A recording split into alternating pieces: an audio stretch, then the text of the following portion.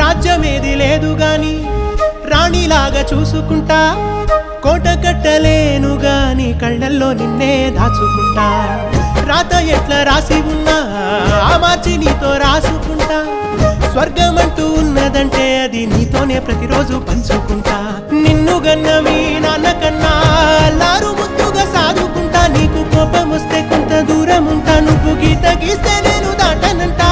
కంట నీరు కంటి రెప్ప దాటకుండా కాటుకై కావలుంటా.